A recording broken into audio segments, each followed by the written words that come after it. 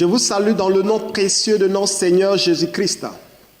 Aujourd'hui, le thème que nous allons voir est intitulé « Prophétiser sur votre terre ». Nous vous disons encore merci d'être toujours nombreux à l'écoute de votre émission. Que Dieu vous bénisse. Pour tous ceux qui nous suivent un peu partout, que la grâce de Dieu soit sur votre vie. Merci pour vos encouragements, merci pour vos soutiens. Lorsque nous parlons de prophétiser sur votre terre, c'est un peu drôle pour certaines personnes, mais c'est la vérité, c'est un message biblique. Lorsque nous parlons de prophétiser sur votre terre, nous restons dans le cadre du ministère prophétique. Ceux qui ne sont pas dans le ministère prophétique et ceux qui n'ont jamais exercé avec un prophète ne peuvent pas comprendre le domaine prophétique. Je vais parler de prophètes qui sont conduits par le Saint-Esprit. Et dans la Bible, nous parlons de 5 ministères. Il y a les apôtres, les prophètes, les évangélistes, les pasteurs et les docteurs. Et ici, dans ce message, c'est un message purement prophétique, afin que ceux qui veulent rentrer dans le domaine prophétique puissent comprendre ce message. C'est pourquoi prophétiser sur votre terre est un message purement prophétique. Pour parler du prophétique, le prophétique a des secrets.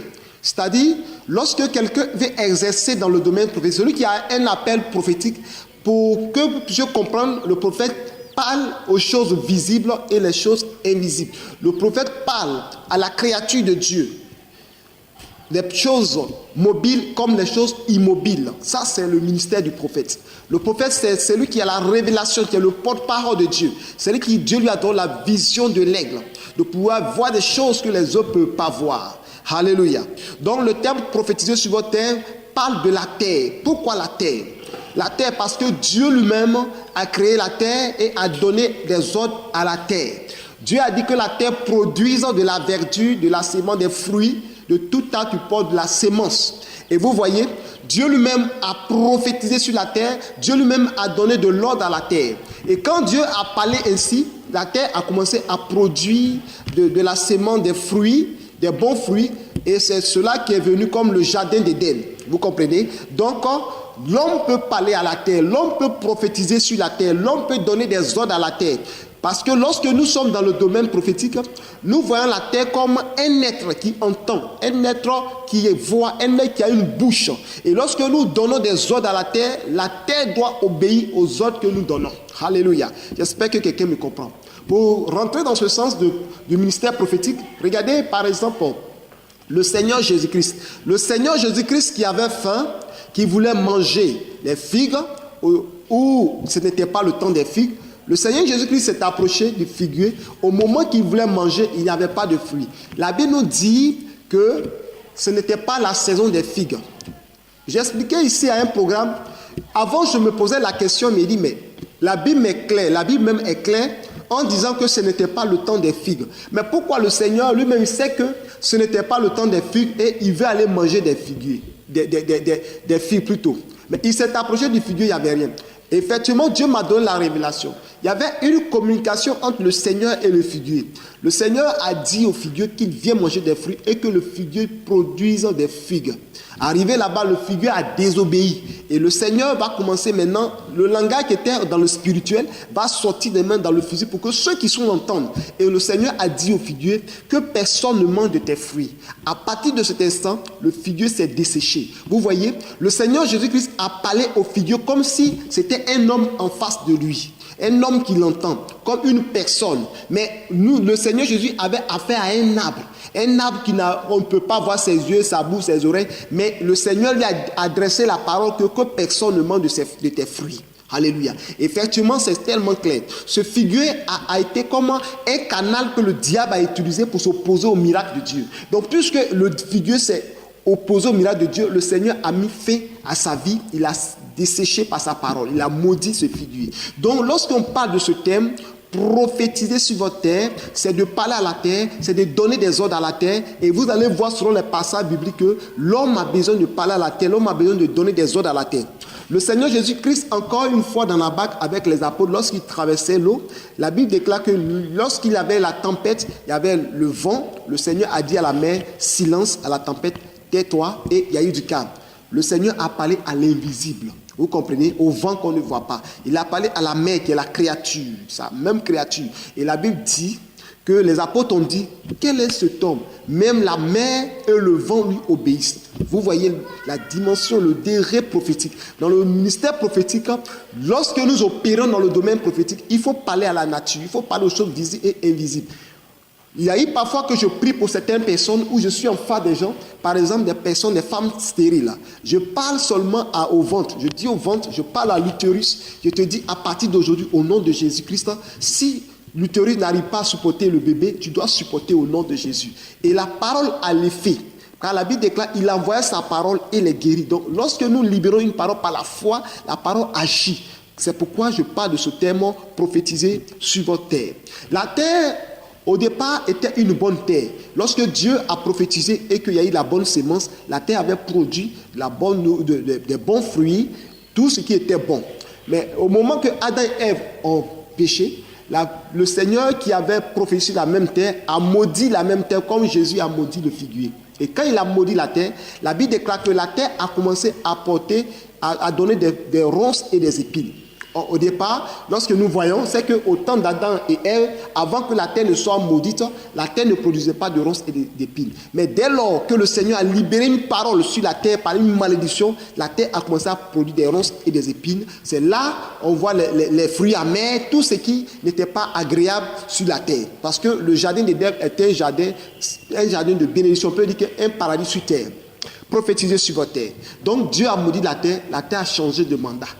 Mais nous sommes venus pour déclarer des paroles de bénédiction. Parce que, regardez, la Bible est claire.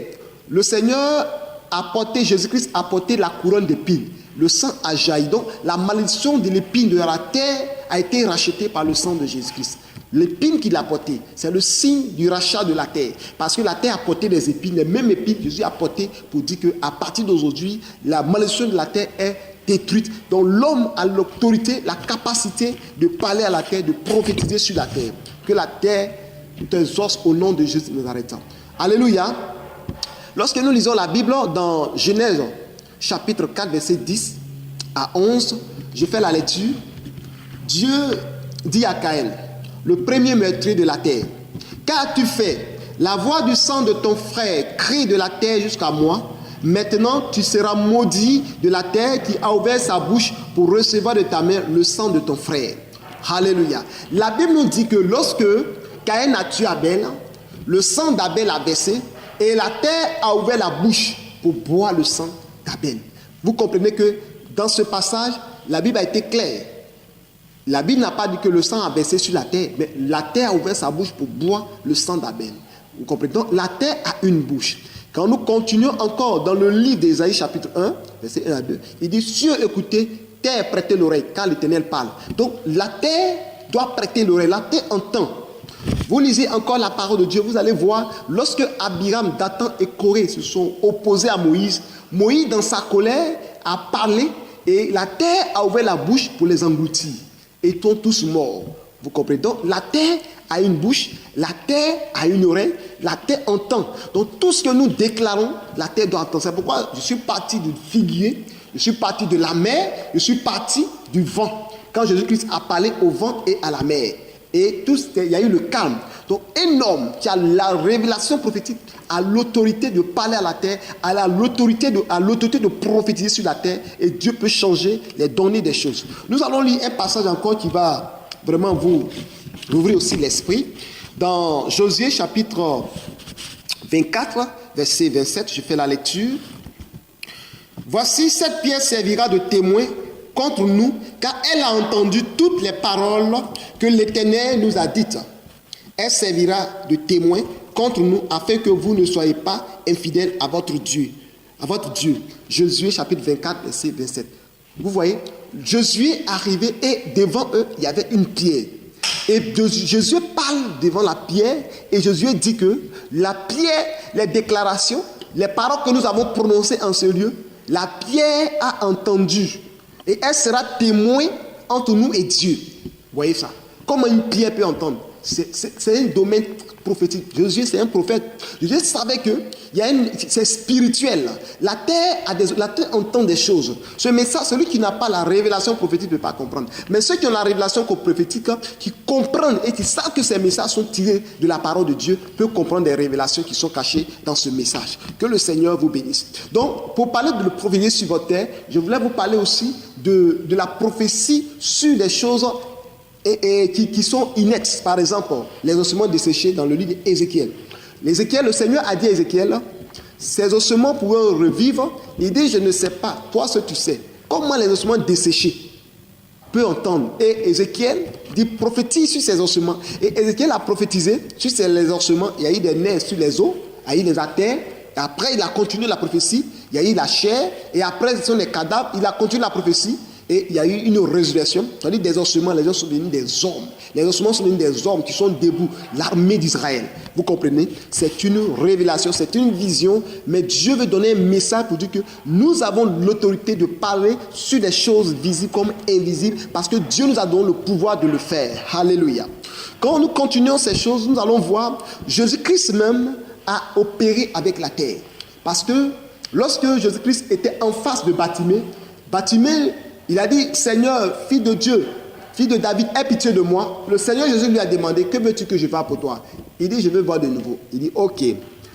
Voir de nouveau, il a prié, il a vu. Mais dans la Bible, il y a un autre aveugle. La Bible déclare que c'est un aveugle de naissance. Et quand cet aveugle était devant Jésus-Christ de Nazareth, qui ne voyait pas, le Seigneur Jésus-Christ a craché à terre et à partir de sa salive, il a fait la boue et il a mis sur ses yeux et dit, va laver ton visage dans la piscine de Siloé. Siloé veut dire envoyé. Et cet homme-là, sur la boue avec la salive de Jésus-Christ, lorsqu'il est parti laver son visage, il a vu, l'aveuglement a disparu. Vous comprenez? Donc, Jésus-Christ a opéré même avec la terre. Pourquoi la terre? La Bible déclare que cet homme est né, il est né aveugle. Pour dire spirituellement qu'il n'avait pas même des yeux. C'est-à-dire les yeux sont enfoncés, il n'y avait rien dedans. Mais puisque la Bible déclare que nous sommes créés à partir de la poussée de la terre, Jésus-Christ est créateur. Il prend la terre, il crée les nouveaux yeux, il déclare et l'enfant voit. Vous comprenez? Il a été la première sur la terre à opérer le miracle avec la terre. La terre est une révélation que Dieu nous a donnée pour exercer le ministère. Job chapitre 12, verset 8. Parle à la terre et t'instruira, et les poissons de la mer te raconteront. Vous voyez? Parle à la terre et elle t'instruira.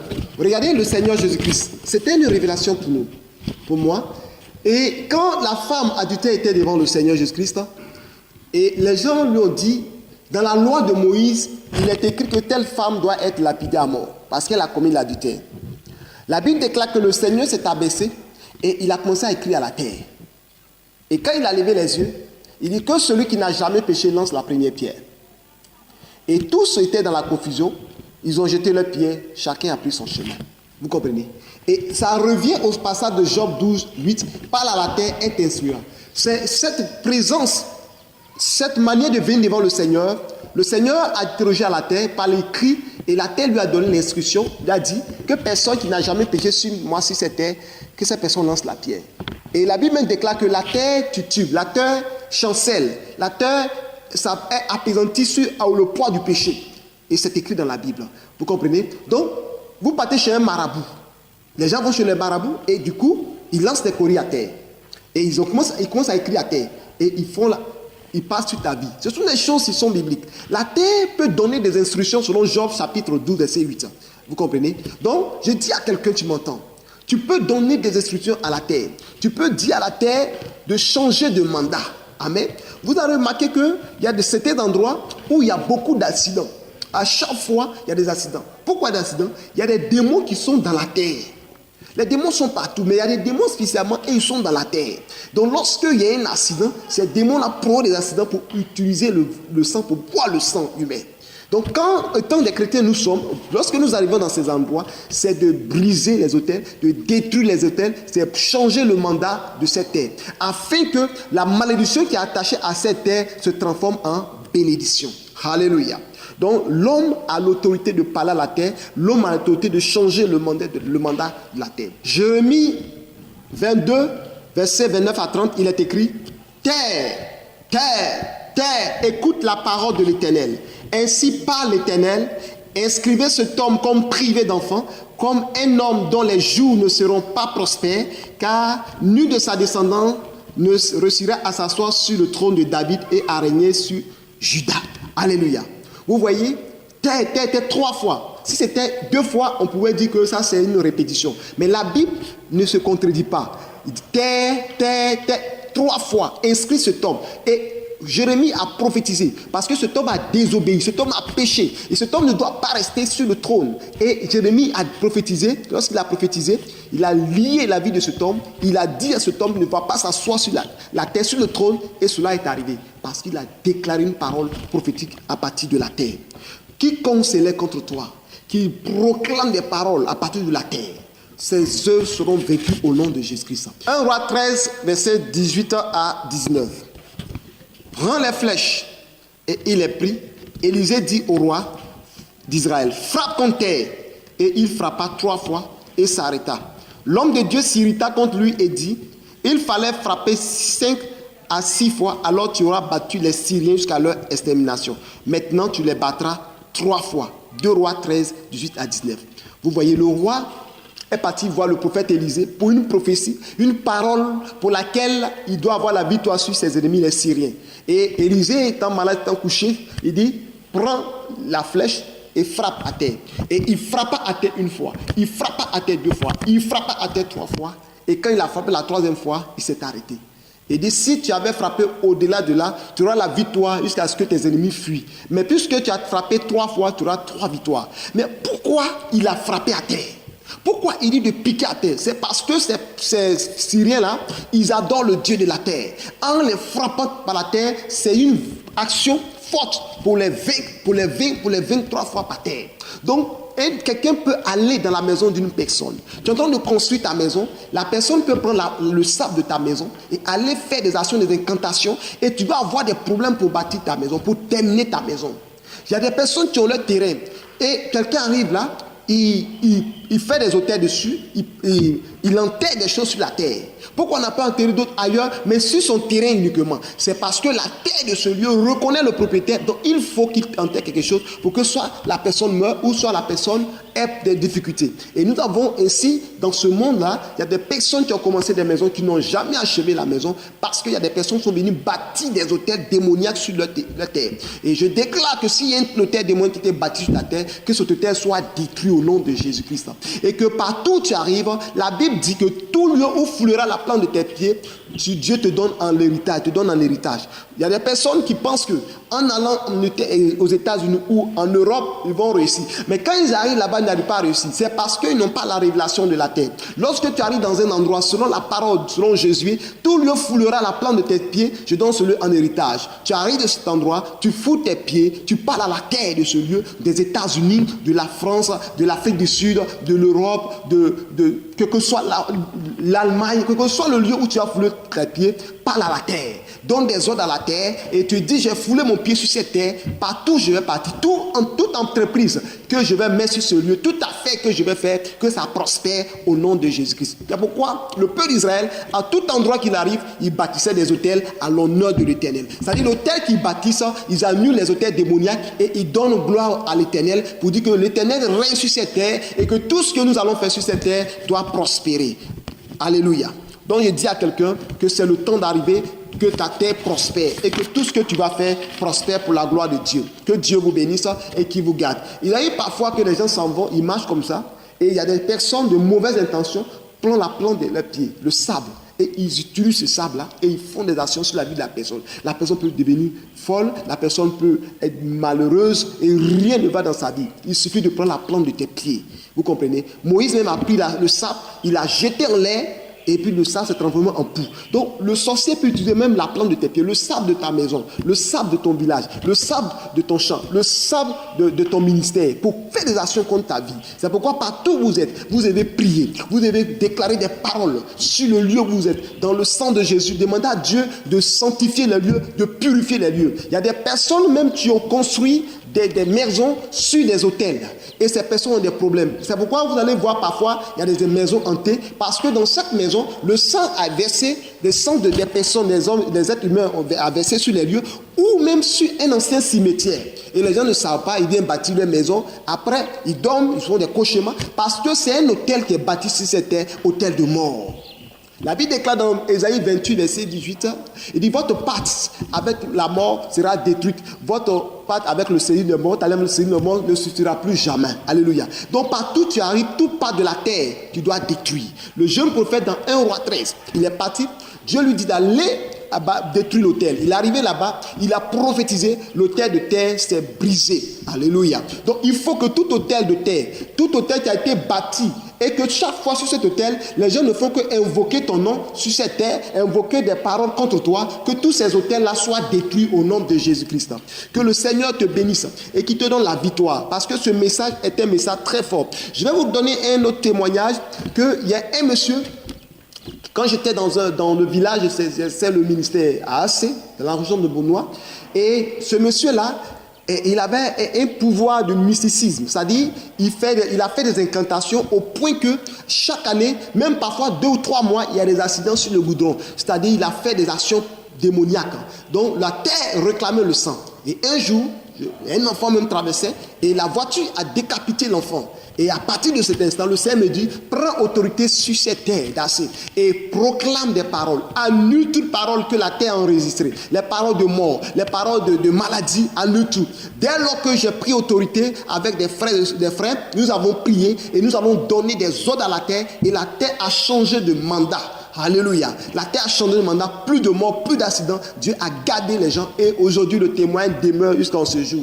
La terre doit entendre, la terre a des oreilles. On doit changer l'image en proclamant des paroles sur la terre parce que nous avons autorité. Parce que la Bible déclare, voici j'ai donné le pouvoir de marcher sur les serpents et les scorpions et toutes les puissances des ténèbres et rien ne pourra vous nuire. Lorsque tu as une terre pour ton ministère, bénis cette terre. Lorsque tu as une terre pour l'endroit, déclare des bonnes paroles sur cette terre. Vous voyez la terre d'Israël, est bénie. Dieu les a donné la terre promise. Ils sont quittés en Égypte pour aller à la terre promise. La terre, c'est un héritage que Dieu nous donne. Nous lisons dans la Bible, le Seigneur, dans Psaume 118, la Bible déclare que le ciel est le ciel de l'Éternel et il a donné la terre comme héritage à ses enfants. Tu possèdes cette terre au nom de Jésus-Christ.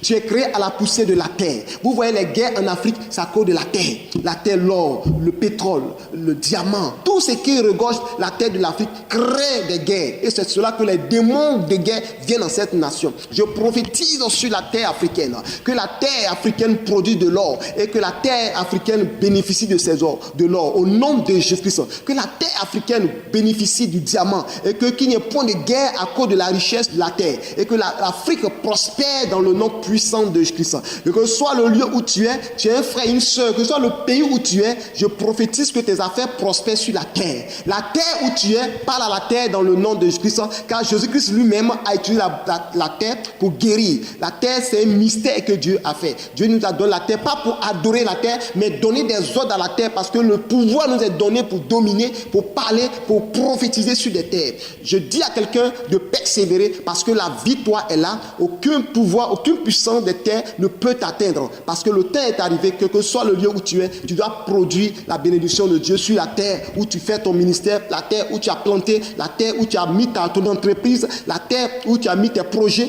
que cette terre prospère. Où tu fais ton commerce, la terre doit prospérer. Partout, tu dois prospérer. Je donne un témoin pour terminer. Il y a une femme qui m'avait invité pour aller prier dans son champ de plantation dans la région de Sikansi, en Côte d'Ivoire. Et la plantation ne donnait plus jamais parce que c'était vraiment des années, ça a vieilli. Mais à un moment donné, elle a renouvelé, mais rien ne marche. Parce qu'il y avait un faux prophète qui est venu faire une action démoniaque sur cette terre. Il a même enterré une bouteille avec de l'eau, avec d'autres choses dans la terre. Et à un moment donné, la terre à un moment donné, les choses ne donnaient plus et la femme est devenue misérable. Quand je suis arrivé, le Seigneur m'a dit détruis les mauvais autels sur ces lieux. Et j'ai prié, j'ai détruit ces autels par la puissance du Saint-Esprit. Et j'ai parlé à la terre qu'à partir d'aujourd'hui, toute sémence diabolique sur cette terre, tout ce qui est des faux autels qui ont été bâtis en ces lieux, soit annulé au nom de Jésus. J'ai prophétisé. prophétisé, j'ai prié. L'année qui a suivi, la femme a eu une bonne récolte.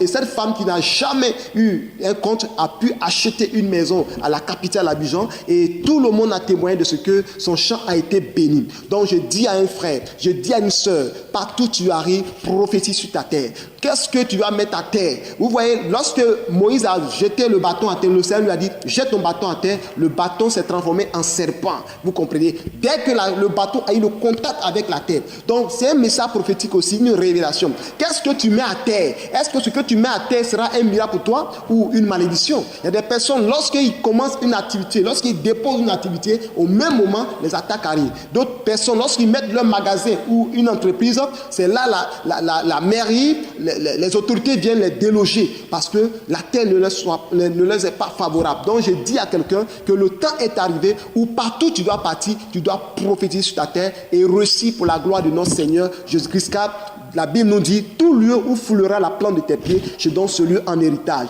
Je suis un témoignage depuis le village assez jusqu'à Abidjan. J'ai vu comment le Seigneur nous a fait grâce et nous sommes sur un terrain parce que Dieu a dit, nous devons faire son œuvre. Dieu a touché le cœur de quelqu'un et nous sommes en ce lieu parce que la terre a été favorable après une prophétie. Donc pour mes frères et sœurs, c'est ainsi que vous devez prier, mais vous pouvez aussi voir ce livre qui contient plus de détails prophétisés sur votre terre, qui est l'un de mes livres. Ce livre vraiment qui a fait beaucoup de bien à beaucoup de ministères, aux hommes de Dieu. Des actions prophétiques sont dedans, des proclamations prophétiques.